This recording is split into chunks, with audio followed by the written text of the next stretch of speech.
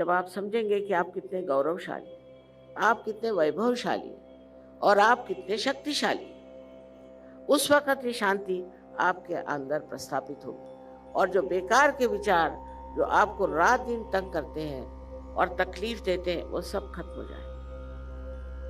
ये जो शांति आपको प्राप्त होनी है, इस शांति की बड़ी आवश्यकता है। उस शांति के बाद अनेक और चीज़ें आपको समझ में आती हैं कि आप में कितनी सृजनशीलता है, क्रिएटिविटी है।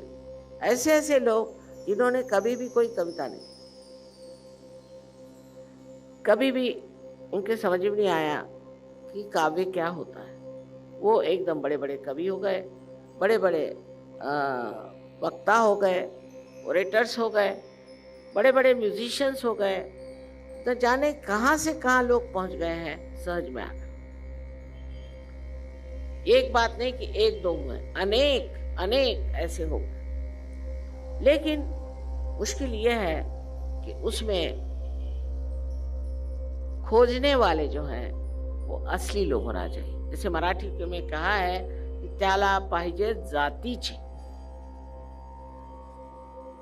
जो लोग वास्तविक में सत्य पे खड़े हैं और चाहते हैं कि हम केवल सत्य को प्राप्त करें, केवल सत्य, ऐसा सत्य नहीं कि मैंने कुछ कहा तो आपने कुछ कहा, नहीं, केवल सत्य माने ये कि सब लोग जब इसे प्राप्त करते हैं तो एक ही बात करते हैं, एक ही बात करते हैं। जैसे आप छोटे 10 बच्चों को बिठा दीजिए, उनकी आंखें बांध दीजिए और उनसे पूछे कि ये जो आदमी सामने, इसको क्या बीमारी है, तो वो सब एक ही उंगली उठाएंगे या 2 उंगलियां उठाएंगे, सब एक जैसे, क्योंकि सबको वही चीज महसूस होगी, वही अनुभव होगा जो सत्य है।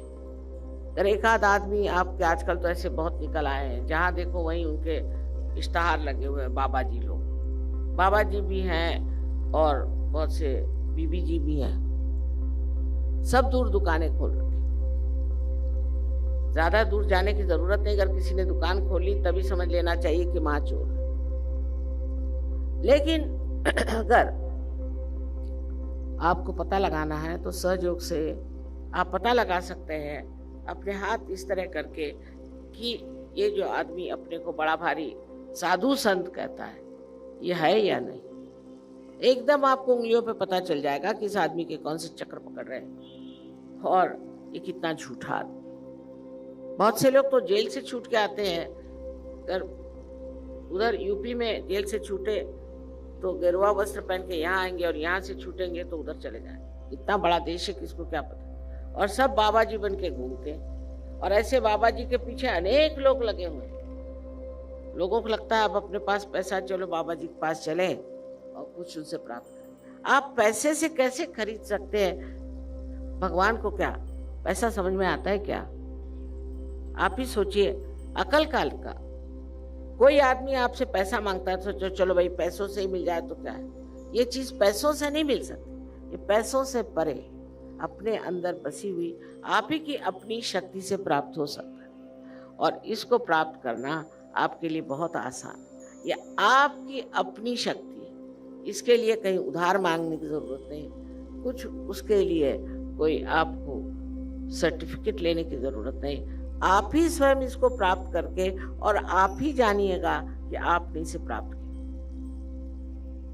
एक संस्कृत में कहा है, नहीं कस्तूरी का मोदा शपथे न विभाव्यते, माने जब कस्तूरी सामने रखी जाए तो थोड़ी कसम खानी पड़ती कि ये कस्तूरी है, उसका तो सुगंध आता ही।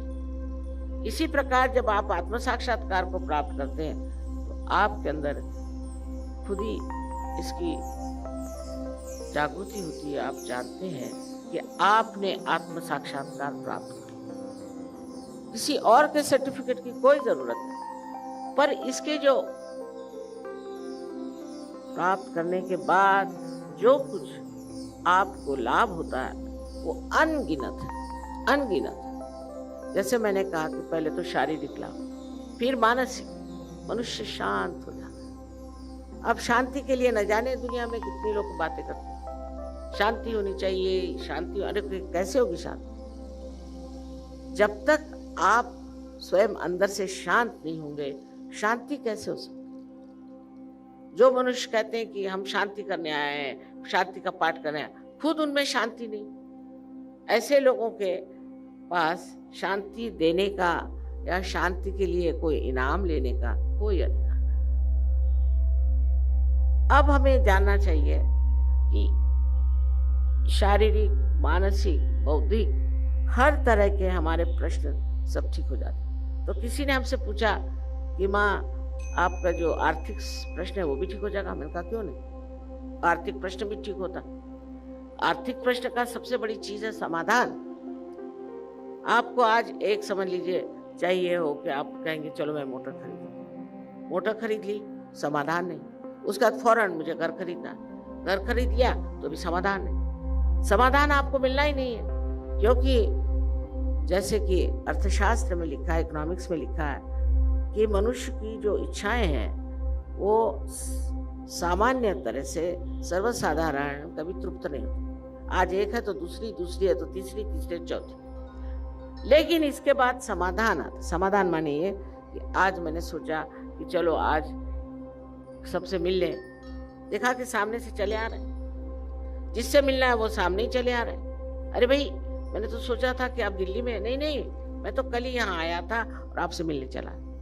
कोई भी चीज आपकी जरा सी भी इच्छा हो वो फौरन आपके साक्षात हो जाए। ये कमाल, इसी को चमत्कार लोग कहते हैं। मैं इसे चमत्कार नहीं मानती हूँ। जो चारों तरफ फैली हुई ये शक्ति है, इतनी शक्तिशाली, इतनी सूझबूझ वाली और इतनी प्यार करने वाली शक्ति है कि ये सब चीज का इंतजाम पूरा कर। इस शक्ति के कारण आप पूरी तरह से अभय आपके अंदर। कोई आपको छू नहीं सकता, कोई आपको सता नहीं सकता। जो सताएगा वही उसी की मात होगी। आपको आश्चर्य होगा कि पल पल आपको नजर आएगा कि किस तरह से ये शक्ति आपके साथ कार्य कर रही है। मैं आपसे झूठ नहीं बोल, ये बिल्कुल सच बात है कि इस शक्ति में उतरना बहुत ही आवश्यक है। क्योंकि अगर ये आप ही की है, जब आप ही को इसे प्राप्त करना है, तो फिर आप मना क्यों करते? तब आप में इतनी सूझबूझ क्यों नहीं? तब आप में इतनी समझ क्यों नहीं कि जो हमारा है उसे हम क्यों न प्राप्त करें? जो हमारी संपत्ति है हम उसे क्यों न प्राप्त करें? दूसरी बात जो होती है वो ये कि आपका चित्त एकदम शांत हो जाता है और उस चित्त में प्रकाश आ जाता है। उस प्रकाश में आप देखते हैं आपके लिए क्या ठीक है और क्या बुरा है। बहुत सी आदतें मनुष्य लगा लेता है, ऐसी आदतें कि जिससे छुटकारा नहीं पा सकता। बड़ी कोशिश करता है और वो सब नाश करने वाली आदतें होती है। बहुत कोशिश करता है कि मैं इससे छुटकारा पा लूं, उसका नहीं छुटकारा। उसका कारण यही है कि मनुष्य अभी भी एक बंदी स्थिति में है, अभी भी वो बंदी है। लेकिन जब वो इस चीज को प्राप्त करता है तो इस प्रकाश में सब चीज छूट जाती है। जैसे कि आपके हाथ में सांप है और आप छोड़ना नहीं चाहते अंधेरे में, सोचते हैं ये रस्सी, पर जैसे थोड़ा सा प्रकाश आता है अपने आप वो चीज छूट जाती है। इस तरह की एक बड़ी कमाल की व्यक्ति आपके अंदर जागृत होती है, जो इतनी शक्तिशाली होती है कि कोई भी तरह की नाशवंत आदतें, नाशवंत बातचीत सब छोड़, एक नया स्वरूप आपके अंदर से जागृत होता है। जैसे कमल का फूल जो कीचड़ों में उगता है और सुरभित कर देता है सारे उस जगह को, इसी प्रकार आपका व्यक्तित्व हो जाता है।